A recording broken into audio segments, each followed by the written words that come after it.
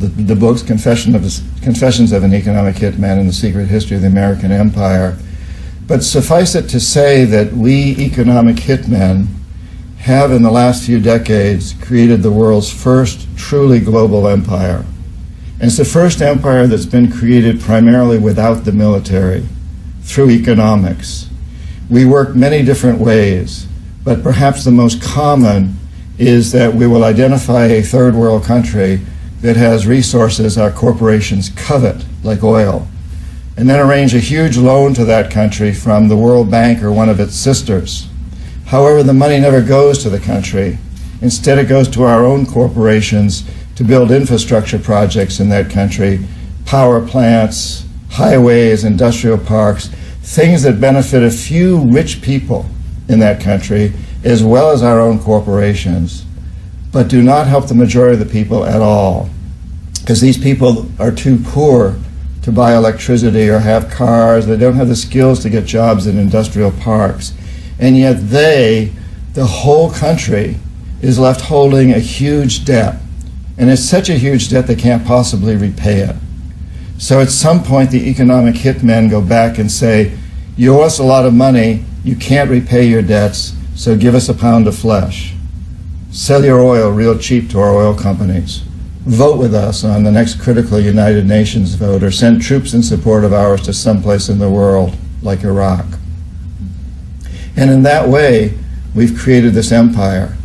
On the few occasions when we economic hitmen fail, as I described in Secret History of the American Empire, what happened to me with Jaime Roldos, the president of Panama, and president of Ecuador, and Omar Torrijos, the president of Panama, I failed with both of these men. I was not able to corrupt them. In this corruption, incidentally, my job, everything I did was legal. It shouldn't be, but the forms of corruption we use are totally legal, so I wasn't doing illegal activities. When I failed to bring them around, to get them to accept these loans, to get them to put their countries into servitude, then I knew that standing right behind me were what we call the jackals.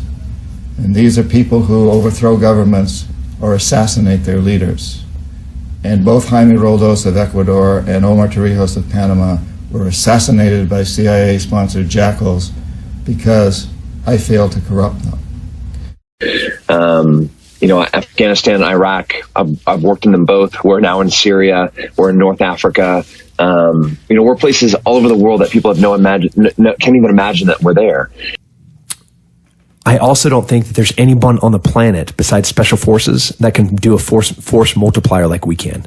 You can take 12 of us, you can drop us in Venezuela, leave us there for 6 months, and we probably overthrew the government and placed the new president, in place and running the economics, the power plants, the commerce, transportation, and like each of us, the 12 of us, have like married at least 4 or 5 Venezuelans, be like, that's, people don't understand like why we have to speak other languages, why we have to go through economic and,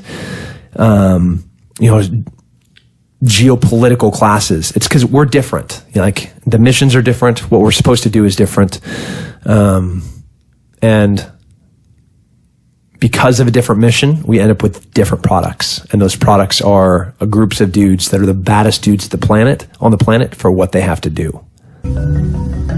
It is interesting to me how this system has continued pretty much the same way for years and years and years, except the economic hitmen have got better and better and better. Then we come up with, very recently, what happened in Venezuela. In 1998, Hugo Chavez gets elected president, following a long line of presidents who had been very corrupt and basically destroyed the economy of the country. And Chavez was elected amidst all that. Chavez stood up to the United States, and he's done it primarily demanding that Venezuelan oil be used to help the Venezuelan people. Well, we didn't like that in the United States. So in 2002, a coup was staged, which there's no question in my mind, and most other people's minds, that the CIA was behind that coup.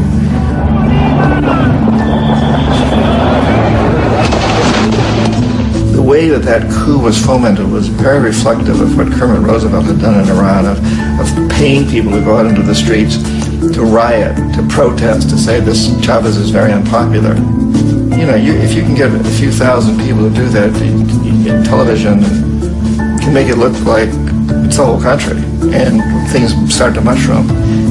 Except in the case of Chavez, he was smart enough, and the people were so strongly behind him that they overcame it, which was a phenomenal moment in the history of Latin America.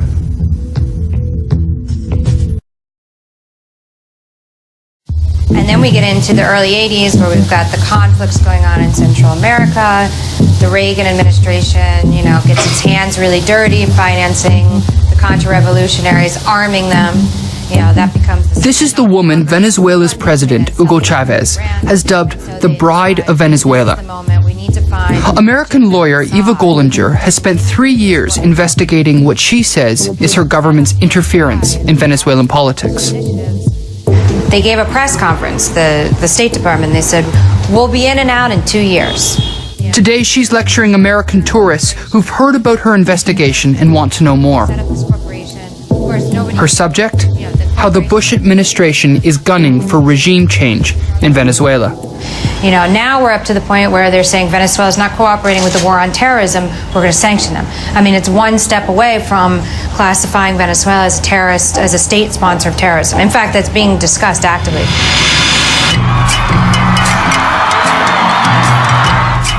Venezuela's socialist president Hugo Chavez has condemned America's war on terror from the beginning. ¿Qué culpa tiene este bebé que murió allí con una bomba que le cayó a su casa? Aquí lo dije, no se puede responder al terror con más terror. Estos niños tienen la culpa del terrorismo, ni de Osama Bin Laden, ni de nada de eso.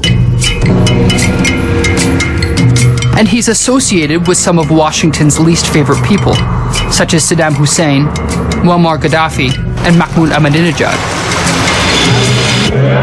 He's also Fidel Castro's strongest supporter in Latin America. So in April of 2002, when Chavez was briefly ousted in an ill-fated coup, it was hardly surprising that there were rumors of American involvement.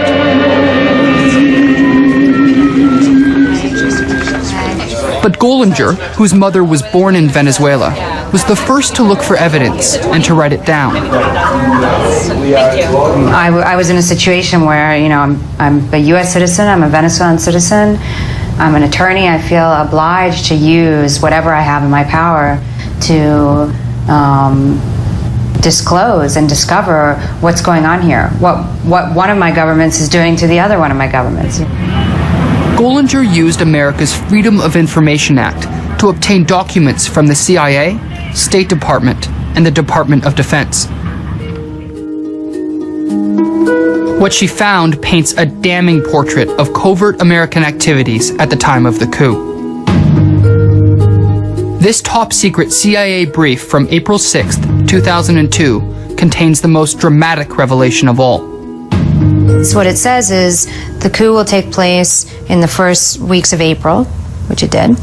Violence will be provoked in an opposition march, which is what happened, and the president will be taken prisoner, along with other members of his cabinet. And that's basically what happened. Written 5 days before the coup, the CIA brief shows that Washington knew all about how Chavez was going to be overthrown. Dissident military factions are stepping up efforts to organize a coup against President Chavez, possibly as early as this month. The CIA brief singles out Chavez and 10 other senior officials for arrest, and claims that to provoke military action, the plotters may try to exploit unrest stemming from opposition demonstrations slated for later this month.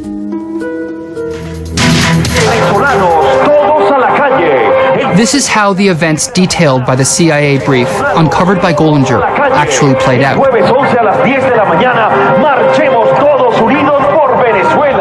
There has always been significant grassroots opposition to Chavez, and by April 11, 2002, this had come to a head. Fed up with the president's sweeping socialist reforms, big business, the middle class, and the private media were demanding Chavez's resignation.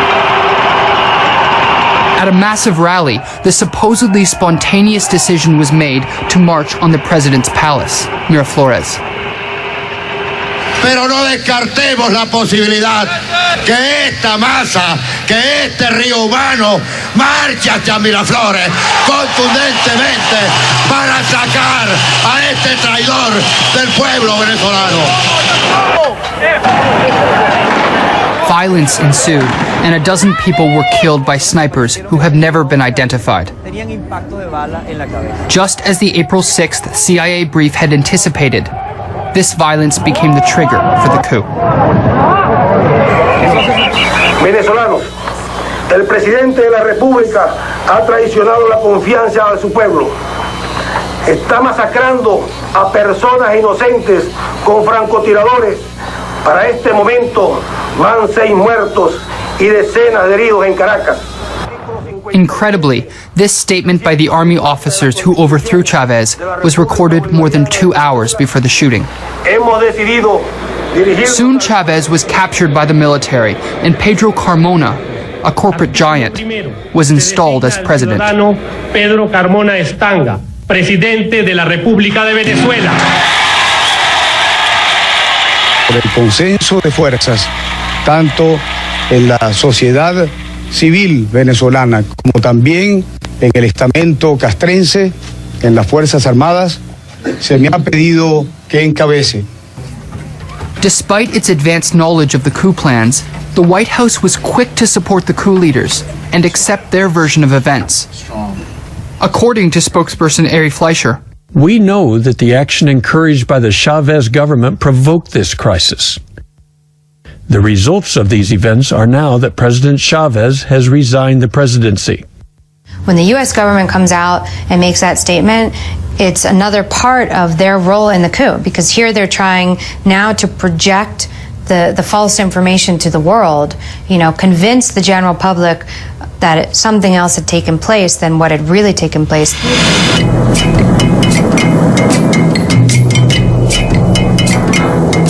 Chavez had in fact not resigned. He was imprisoned.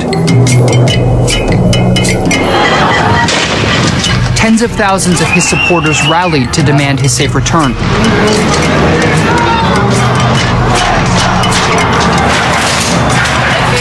Soldiers still loyal to Chavez retook the palace, and the coup crumbled within 48 hours.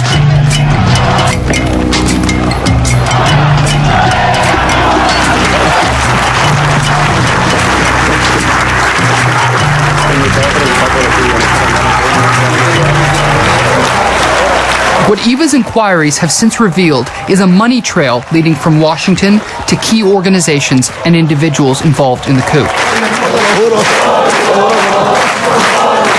What became very obvious and was interesting and worrisome was that there was all kinds of money flowing in to all these organizations and political parties in Venezuela that were all in the opposition. And not just that, many of them were ones that had been involved in executing the coup d'etat against Chavez in 2002. Gollinger's flowchart shows that in the months before the coup, Washington gave millions of dollars to Chavez's opponents. The documents she obtained show that the money was delivered to projects like strengthening political parties, which received $300,000, and support for Democratic Union Action, which received over $150,000. Well, it wasn't just that they were giving them money, it was that they had quadrupled the funding from 2001 to 2002, during the time period when the opposition all of a sudden grew. I mean, they spurted out of the ground, basically. If America wanted to fund democracy, its protégés had a strange way of going about it. While President Chavez was in custody, Pedro Carmona was dissolving the parliament and the courts, leaving him free to rule by decree. Se suspende de sus cargos a los diputados principales y suplentes a la Asamblea Nacional. Se destituyen de sus cargos ilegítimamente ocupados al presidente y demás magistrados del Tribunal Supremo de Justicia.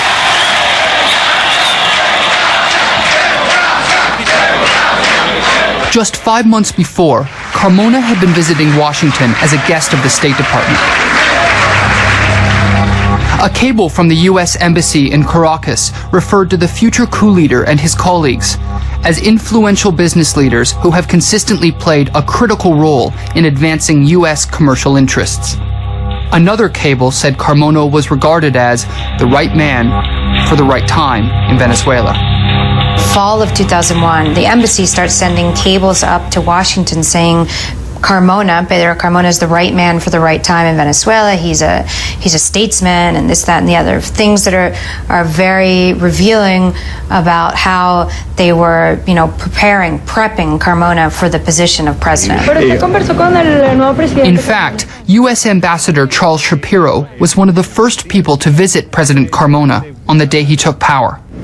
Les informé de la situación en Washington y de la OEA y de algunas apreciaciones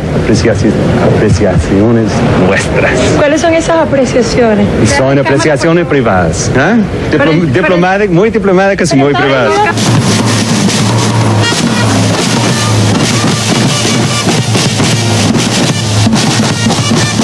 When Chavez was returned to power after 48 hours, the State Department sent instructions to its embassy.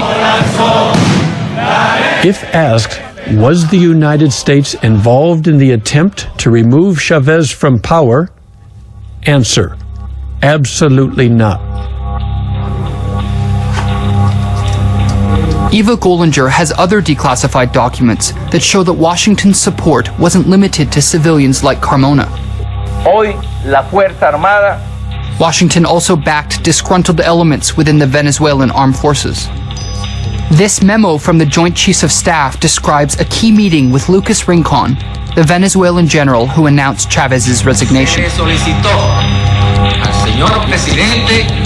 While our relationship with Venezuela is strained because of the words and actions of President Chavez and his administration, our relationship with the military continues to be strong.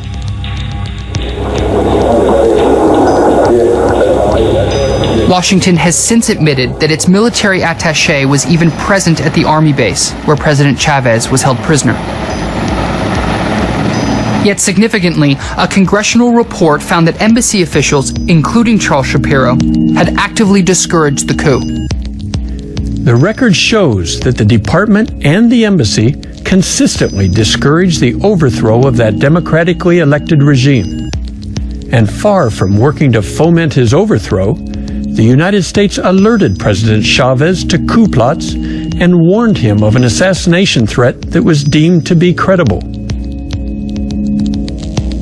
Ambassador Shapiro claims he informed Chavez about both the oncoming coup and the assassination attempts. Chavez has said that he has no recollection of that information. At the same time... Isn't that a strange thing to say, though, that you would figure he would recollect? You would figure Chavez would say... Absolutely. At the same time, even if they had sent over, maybe sent a fax, everybody in Venezuela knew that there were coup plots going on. Okay? So, it wasn't but the issue was who was doing it and how it was going to be done. And that's something the U.S. government knew. It's also possible that Washington discouraged the coup plotters because they were concerned the coup would not succeed. The April 6 CIA brief uncovered by Gollinger warned that dissident army factions may bungle the attempt by moving too quickly, and that prospects for a successful coup at this point are limited.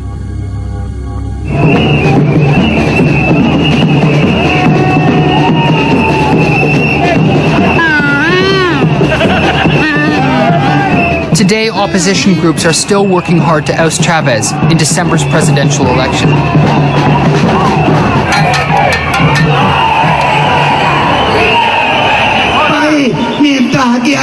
And remarkably, despite the failure of the coup, or perhaps because of it, Washington has massively increased its funding for the opposition. So everybody knew who they were. There was no question of it. And instead of the National Endowment for Democracy saying, wow, these guys aren't really democratic, they just tried to overthrow the government, we can't keep funding these guys. Instead of doing that, 2 weeks after the coup, the U.S. State Department issues a special $1 million fund to the National Endowment for Democracy to fund Venezuela projects. And they give that money to the same people that had just executed the coup. So it seemed more as though they were saying, we didn't give you guys enough, we got to give you more because you failed, you know? The sole opposition presidential candidate, Manuel Rosales, was one of those who signed the decree that dissolved the parliament and the courts. At a press conference, he was asked if his campaign was being funded by Washington. La segunda pregunta es, ¿cuál sería su respuesta a las numerosas acusaciones de la cantidad de dinero que estaría ingresando de los Estados Unidos hacia la campaña de la oposición? Primero tienen que decirme dónde está, porque ganamos corto.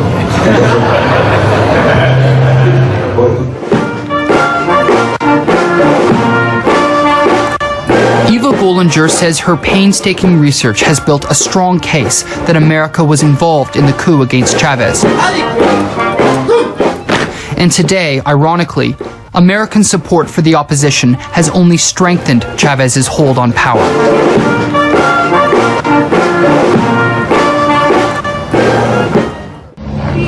Venezuela's military has found the helicopter used by a rogue elite police officer suspected of carrying out Tuesday's attack on the country's Supreme Court.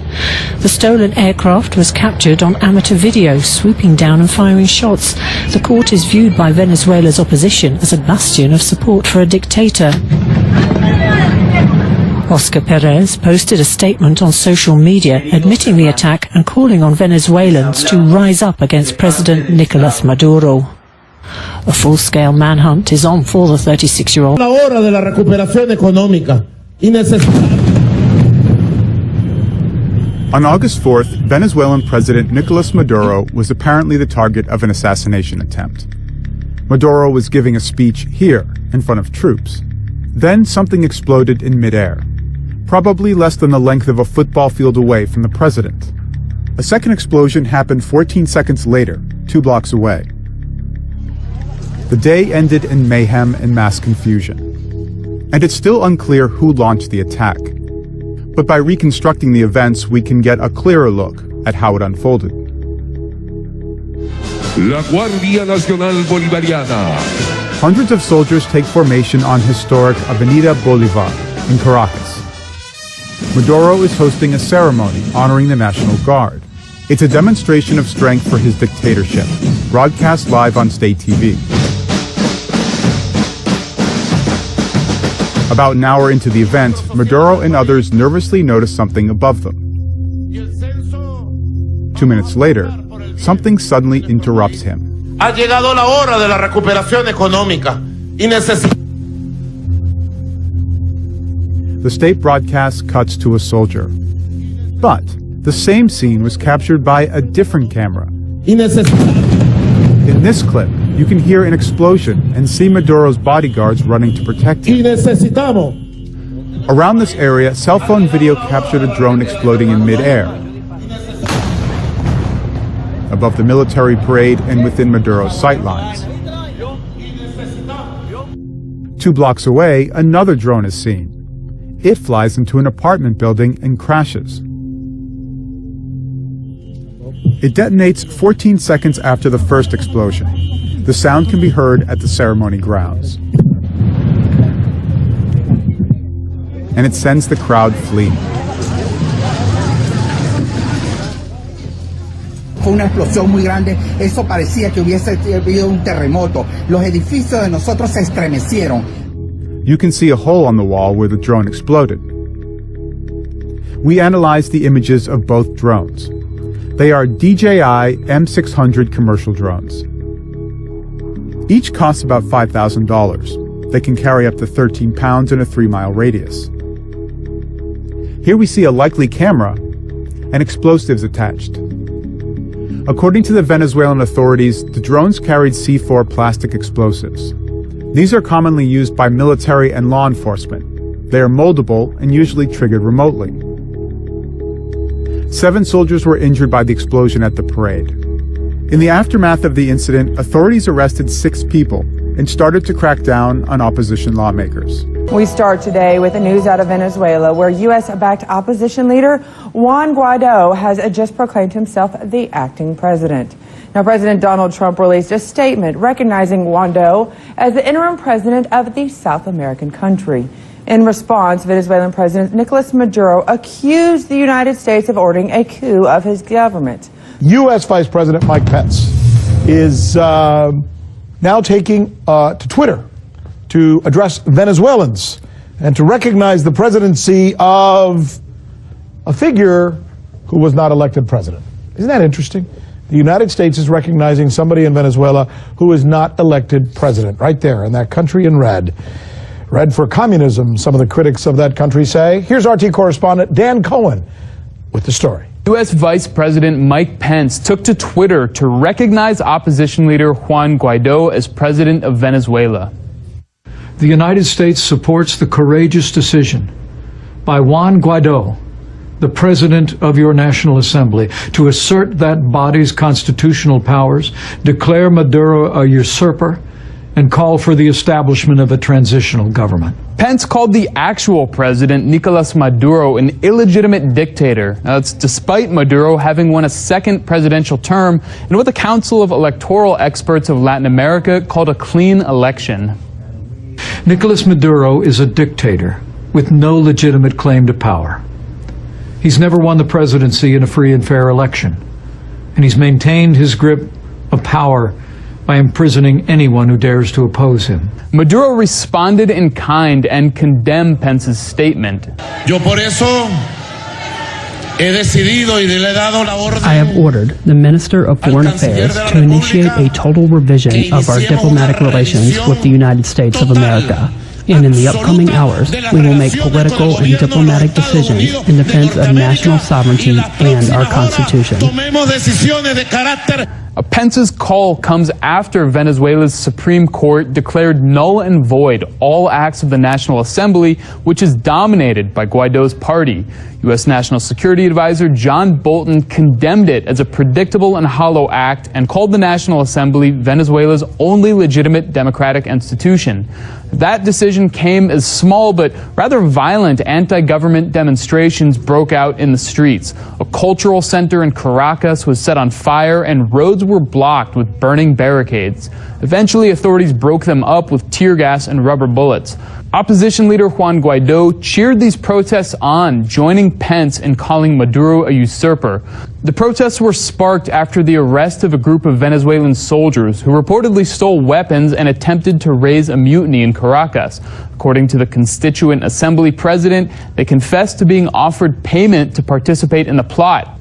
Both President Nicolas Maduro and Juan Guaido have called for demonstrations in the streets on Wednesday, but Mike Pence's recognition of a leader who was never elected as president seems like a pretty clear case of meddling. Reporting in Washington, Dan Cohen. One after the other, Venezuelan regional military commanders took to the airwaves to declare loyalty to President Nicolas Maduro, saying that the opposition efforts to replace him with a transitional government were an attempted coup. A position reiterated by the country's defense minister, Vladimir Padrino. I alert the people of Venezuela that a coup is being carried out against our institutions, against our democracy, against our constitution, against our president, Nicolas Maduro, the legitimate president of the Bolivarian Republic of Venezuela. It was a show of unity and strength for the embattled government of Nicolas Maduro.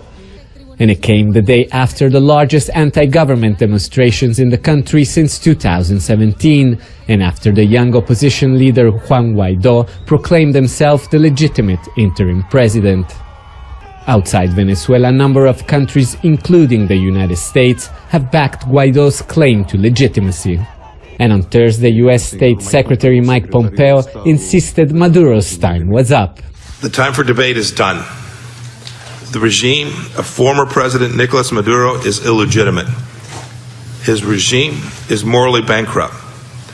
It's economically incompetent, and it is profoundly corrupt. The president answered ordering all Venezuelan diplomats home from the United States and giving U.S. diplomats in Venezuela 72 hours to leave. Other world powers like Russia and China came to Maduro's rescue, warning the U.S. against external intervention in the country. It is another flagrant interference into internal affairs of a sovereign state. As you know, there has been several attempts to oust Maduro from power, including attempts on his life. What would you do if you went to your neighborhood bank to make a withdrawal and were denied your own money because they were worried that you or your friends might steal it. I'd imagine one would be slightly upset. It is, after all, your money. Now imagine you're a South American nation in an economic and political crisis, looking to withdraw your country's billions in gold out of a bank halfway around the world, and you're told, no, sorry, we can't give you your gold. That is the current situation facing the country of Venezuela as the country grapples with two leaders vying for power, and the United States, Russia, and the world picking sides. RT America's Sarah Montes de Oiga joins us today now to discuss the latest on Venezuela's quest to get its own gold back from the bank. That sounds like a Harry Potter mystery that somehow... It does sound like yeah, what is going on? Yeah. Well, I want to start with just hours ago, U.S. Secretary of Treasury Steve Mnuchin and National Secretary Advisor John Bolton came out, made the announcement, again disavowing Maduro as Venezuelan president and saying that other nations, encouraging other nations and pressuring them to also really take President or self-proclaimed President Juan Guaido and acknowledge him as president of Venezuela. Well, in the speech, Mnuchin announced some oil sanctions that are being placed on Venezuela, and this is what he had to say. So when there is a recognition that PDVSA is the property of the rightful rulers, the rightful leaders, president, then indeed that money will be available to Guaido. We will be working with them on the money in the blocked account and whether that can be used for them. So Venezuela has these gold reserves in the Bank of England, worth a lot of money, and they have been blocked from President Maduro retrieving and accessing them. And as you heard, Mnuchin just said that the gold could be released to President Guaido. Wow. So not Maduro, but Guaido, asking them to stop. So Guaido actually wrote a letter to Prime Minister Theresa May and to the governor of the Central Bank of England and asked them to stop the illegitimate transaction. He said that if the money was transferred, it would be used by President Nicolas Maduro to repress and brutalize the Venezuelan people. So the fact that the UK blocked this transaction, Guaido called it a win. Wow. It's all so disturbing to me. How much gold is actually there? I mean, how much are we talking about? To a country that, by the way, is facing these major sanctions, and it's sort of like now you got to get to like the rainy day fund to feed people. Right. How much are we talking about? Well, this isn't the first time that they've tried to retrieve the gold. A Venezuelan official went to London in mid-December to try and retrieve the gold that back then was 16.5 tons, which was worth about $550 million. Now, since then, that amount has doubled. So we're looking at about 31 tons. That's about $1.1 billion worth of gold that is being taken away or not allowing Venezuela it's to essentially holding get it hostage, saying, look, we only will accept it if you put our guy in. Right. And then you can have, it's Venezuela's gold, but now, in my humble opinion, the UK, the Bank of England's holding hostage. Well, in the talks in December with the Venezuelan official who went to try to access the gold, those were obviously unsuccessful, so they weren't able to retrieve them. Once again, Maduro now trying to retrieve them to help feed his people. Guaido saying that if they're released to Maduro, they're not going to help feed his people. And the central bank, or the Bank of England, is also concerned that Venezuela is going to use this money, if released to Maduro, for personal gains. Right, because politicians in the rest of the world, in the UK and the United States, have never used anything like that, any money or anything for personal gain. Thank goodness. So let's jump right into this. Eva, you recently wrote an article entitled Venezuela, a Coup and Real Time. What did you mean by saying that there's a coup happening right now? Well, in fact, there is a coup happening right now in Venezuela. Several parts of it have already been impeded by the Venezuelan government. But just over the past few days, there was last week the detention of 10 military officers that were involved in this coup plan. They were Venezuelan military officers from the Air Force. As well as several civilians have also been detained. One of the more sort of notorious ones was just a few days ago. The mayor of Metropolitan Caracas, Antonio Ledesma, was detained for his role in this ongoing coup plan. And then other parts of that coup, it's not just about the actual physical overthrowing of the president or the government of Venezuela. It's also an ongoing effort to destabilize and undermine the government through, for example, economic sabotage. There's been a lot of talk in the media about what's happening with Venezuela's economy, although most of it has been rather distorted and one-sided. But at the same time, there is an economic crisis in the country. Some of it has been caused by mismanagement on the part of the government, but a lot of it has been caused, in fact, by intentional sabotage on the part of private companies and other foreign interests that control parts of that economy, that have intentionally, for example, hoarded large amounts of basic consumer products, therefore creating, scarcity of goods, panic amongst the population. There's been contraband by bringing goods over the border into Colombia as a way of just getting them out of Venezuela because they're still producing them inside of Venezuela, but they don't want to sell to the Venezuelan people in order to create this sense of instability in the country. And then another angle that, of course, I pointed out in my article was about media coverage, not just inside Venezuela, but also internationally. We've seen sort of an intensification of this very hostile, again, one-sided coverage of what's happening, oftentimes distorted, sometimes even outright lies about what's happening in the country that ends up sort of as a way to justify any kind of action against the government of Venezuela. And let's talk just about one of those. I mean, there's so many to choose from. The character assassinations, of course, of Maduro. For example, you point out how the New York Times has characterized him time and again as despotic and erratic. I mean, debunk just the talking point that Maduro is a despot. Well, I mean, Venezuela is a democracy. You wouldn't know that if you read the New York Times or if you read most U.S. media or even watched most television in the United States. When they do talk about Venezuela, it's always in a derogatory way about the government. But of course, Maduro was elected in legitimate democratic elections. In fact, Venezuela has actually one of the best electoral systems in the world, one of the more transparent. They allow hundreds of international observers to, observe the elections, witness the elections, something that the United States government doesn't allow. And they actually have a uniform voting system. It's been in place since 2004 with electronic voting machines, but that also produce a paper receipt. And they conduct audits after the elections are done to make sure with those paper receipts that they match up to the actual votes. So I just say that because a lot of people don't know what the system is there, and I can tell you it's 100 times better than it is in the United States. But that said, I mean, it's a democracy. It's been a democracy now since 1958 when the last dictatorship was overthrown and democracy was instated in the country.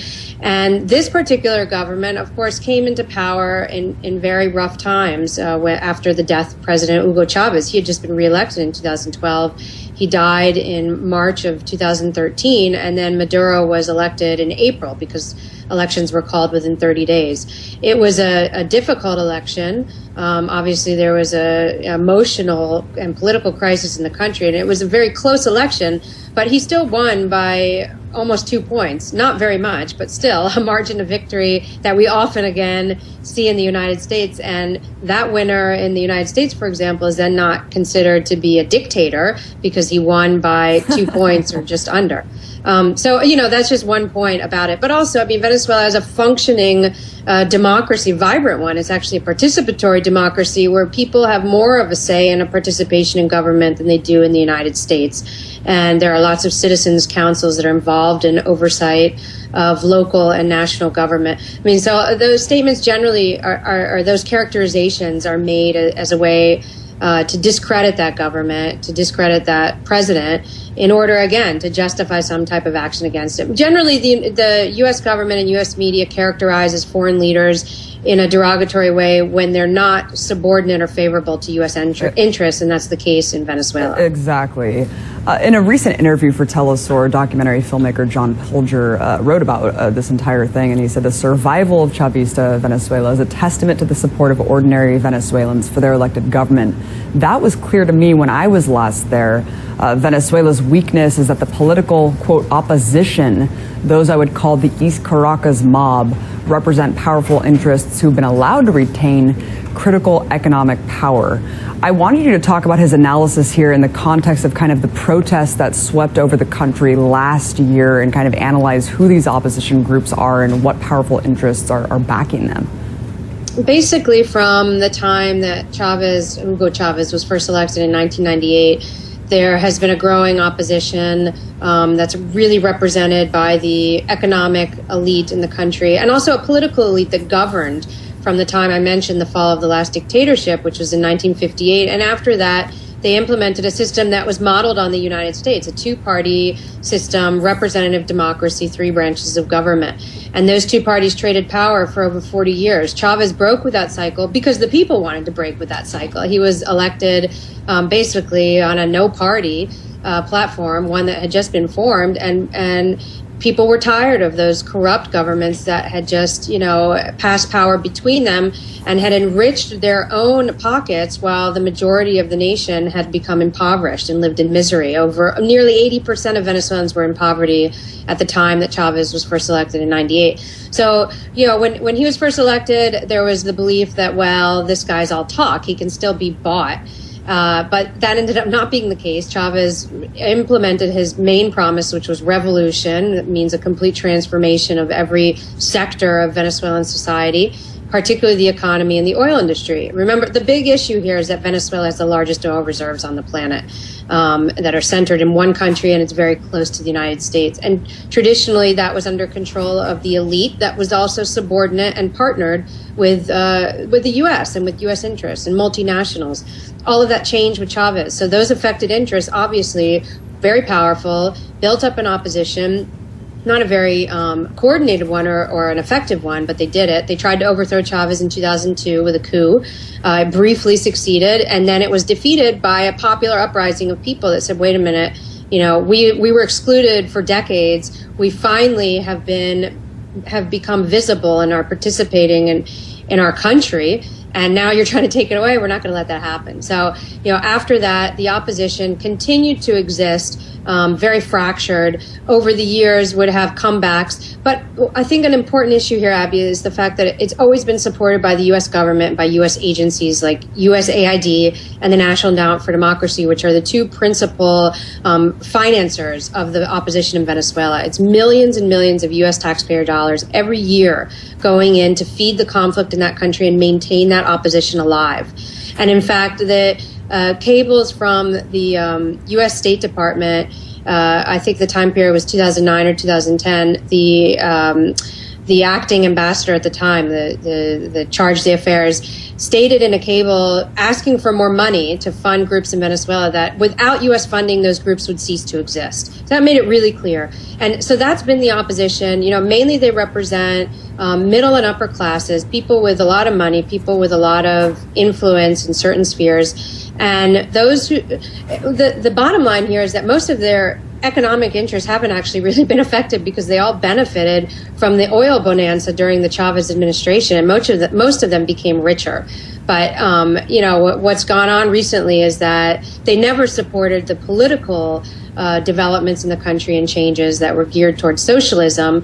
And when Chavez passed away, there was a vulnerable period. They thought they could take advantage of that. And so the protests started. But again, these were not protests that represented a majority of Venezuelans. They were not widespread. They were concentrated and received a lot of media attention, which is why they seem to have been such massive, cross-nation protests. But they actually weren't. They were small pockets of mainly people that had been parts of these organizations that were funded by U.S. agencies, and again, led by this sort of old school elite in the country. And that's what we're seeing today, are the figures emerging that are behind these efforts to once again execute a coup against a democratically elected government are those that either held power previously or are the next generation, like the case of Leopoldo Lopez or the case of Maria Corina Machado, who may be younger people in their 40s, but they come from the wealthiest families in the country,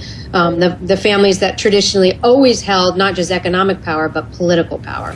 Right, and now, you know, it seems like it's kind of mirroring the resistance from Cuba, and now that you have the BRICS nation and a lot of this kind of bolstering up of Latin America, South America resisting this neo-colonialism, it's going to be a really interesting road, and of course that's why these subversive tactics haven't worked, right? I mean, the popular uprising has taken root, it's held strong over all this time.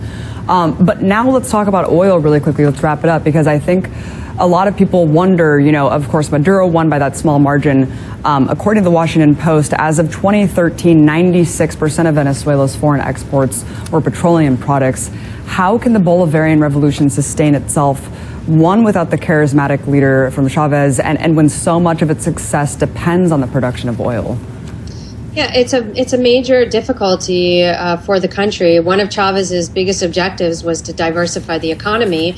Unfortunately, a lot of his projects and policies were never fully implemented. And that includes, you know, diversifying the industry in the country to not focus just on oil, including recuperating the agricultural industry. I mean, Venezuela once was a major producer of agricultural products. Today it's not. They import most of their products. So these are still big issues facing the country. I think obviously Chavez's leadership was enormous in terms of, you know, what took place over the past 15 years in Venezuela, but he didn't exist on his own. He was there because of the people of Venezuela that put him there and that supported him and that believed in that project, and that were the ones in the end who were implementing, you know, all the different policies, and that continues today. I think there's a lot of difficulties facing Venezuela, but the more threats that there are against the Bolivarian revolution, the stronger it becomes. Something really important, you mentioned the BRICS and some of the changes in the region. Venezuela has received overwhelming support from every single country in Latin America and the Caribbean in the face of what the situation, the difficulties that are going on, and particularly what's been coming out of Washington. I just want to mention that before we wrap up, that the U.S. has imposed sanctions against Venezuela, really based on nonsense, not based on fact, saying, you know, accusing the Venezuelan government of human rights violations and therefore sanctioning them. And in recent days, there have been statements coming out of the U.S. first denying any role in the current coup attempt, but then at the same time saying that they're taking measures to steer the government of Venezuela in the direction the U.S. thinks is the right one. So, yeah.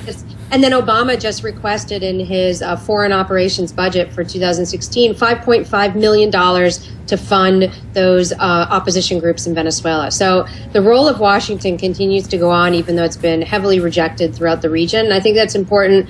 People in the United States who will hear this and listen to this program, that's your taxpayer dollars at work, undermining democracies in other nations. Yeah, what Jimmy Carter's called one of the best, most freest elections in the entire world. Thank you so much, Eva Goldinger, for staying on top of that, attorney, author of the Chavez Code. Really appreciate you coming on.